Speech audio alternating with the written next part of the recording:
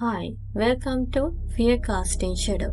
Today we will be discussing the 2022 psychological horror film called Smile. Rose Cotter is a therapist at a psychiatric ward. The film begins with the Rose Cotter having a dream about her past, in which she sees her mother lying dead in bed and young Rose standing nearby. It hints at the trauma and the pain that Rose has been carrying with her. Ross meets Laura, who is a PhD student and has both to the psychiatric emergency ward where Ross works. Laura is frightened and claims that something is after her, describing it as, it looked like people, but it's not a person. Laura explained that she has been pursued by this entity ever since she witnessed her professor's suicide with a hammer 4 days prior. Smiling People has been terrorizing her and has told her that she is going to die. At the end of the scene, Laura faces Rose with a maniacal smile and takes her own life by cutting her throat. This has been a traumatic event and shocking event for Rose. After Laura kills herself in front of Rose, she begins to experience her own hallucinations. Rose sees a spooky, smiling face in her own house. It looks like someone is following and bothering Rose, causing her to experience intense fear and terror. When Trevor returns home, he is shocked by Rose's behavior. He calms down Rose by hugging her. This moment shows Trevor's caring and supportive nature as he tries to help Rose through her difficult experience. Later in the movie, when Rose walking through, she saw that Carl is grinning manically. Carl is a patient of Rose. Rose seems to care for him and tries to help him through his mental health issues. Rose attempts to talk to Carl, but instead of responding in a calm and rational way, he begins shouting loudly that Rose will die. He repeats this statement multiple times, causing alarm and distress to Rose. This behavior is concerning and erratic, suggesting that Carl may be experiencing some kind of emotional turmoil or mental instability. Then Rose suddenly calls for the help of the nurses to control him, but realizes that he was actually asleep the whole time.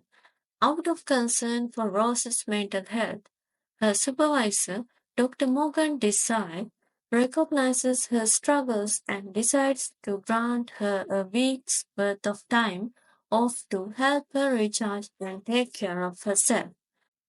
Rose visits her therapist, Dr. Madeline Northcutt, who proposes that Rose's issues stem from her troubled childhood, including witnessing the death of her abusive and mentally unstable mother from an overdose. Then the movie shows that Rose attending to her nephew's birthday celebration.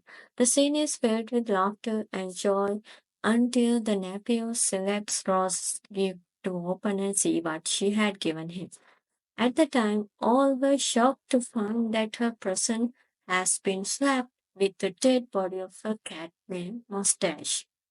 Just a few days ago, the cat Mustache was missing. Everyone was shocked. Rose goes to the dead cat and clings to it while sobbing. In the party, Rose then sees one of the party's guests grinning at her, causing her to collapse into a glass table, resulting in the chaos of the party coming to an abrupt end. Rose started researching the cases on the internet. After discovering that Laura's professor had a grin on his face prior to his death, Rose goes to meet the widow of the professor named Victoria. During her visit, Victoria shows a couple of her husband's drawings with smiling faces. Rose learned that the professor had observed a suicide just before taking his own life. Rose asked her ex-boyfriend Joel, who is a detective in the police department, to examine police records. They begin to uncover disturbing pattern in which individuals who witness a suicide end up taking their own life a few days later in front of someone else. This pattern continues as the next person repeats the same pattern. The discovery of this phenomenon leads to a deeper investigation. Then Rose goes and meets her sister Holly.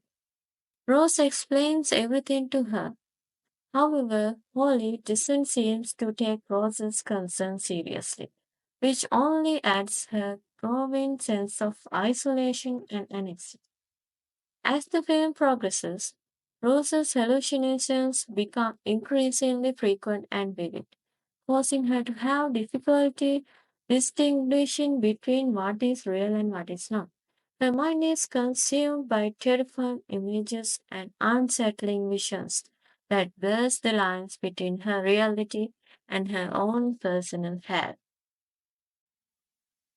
Joel uncovers the fact that all the individuals who witnessed a suicide passed away within 7 days of their observation. Robert Lally, however, broke the pattern and killed someone else instead. Rose and Joel pay him a visit in prison. He told that the only way to escape from it is to kill someone in front of a witness to traumatize them. Rose expresses her anger and declines the idea, and she leaves. Then Dr. Madeline comes to her home and have a discussion. They have a conversation, but as time passes, Rose begins to realize that something is not quite right. She starts to see through the voice of Dr. Madeline and realizes that she is being confronted by the entity that has taken on the form of Dr. Madeline. The entity warns Rose that her time is running out, adding to her growing sense of fear and panic. Rose doesn't understand what this thing really is, and she has to deal it with by herself. It teases her with a creepy smile and cryptic words. Then the movie showing that Rose is heading to her empty childhood home. Then she begins to see hallucinations of her dead mother who had died from drug overdose. These visions further add to her growing sense of fear, making it increasingly difficult her to distinguish reality from her own inner demons. She tries to fight back against this entity, but it makes her feel like she is almost going crazy. The peaceful and familiar childhood home that was once a source of comfort transforms into a frightening place for Ross. She grapples with her fears and attempts to face this entity that has been haunting her, turning the house into a nightmarish ordeal. Then it shows the entity begins to strangle her neck, but Rose manages to fight back and grabs a lamp to defend herself. She uses the lamp to strike the entity, causing it to burst into flames. However, the entire house catches on fire as a result, and Rose must fight to escape from the burning building. With a lot of determination, she survives, but it is not clear what happens to that scary thing. Then Rose finds herself in Jewel's apartment, thinking she has escaped her previous situation. However, soon realizes that she is still in her family home and Joel is yet to arrive in reality. This realization causes her to panic and fear for her safety as she cannot distinguish between reality and her hallucinations. This scene is filled with tension and confusion as Rose struggles to come to terms with the situation and figure out what is real and what is not. In the next scene, she is again in her old house and Joel is on his way to rescue her. However, she finds it hard to believe that he is actually coming to her. As Rose confronts the demon, it reveals its true form, a skinless humanoid creature with multiple sets of malformed jaws nested within a smiling mouth. The entity poses itself inside Rose's body,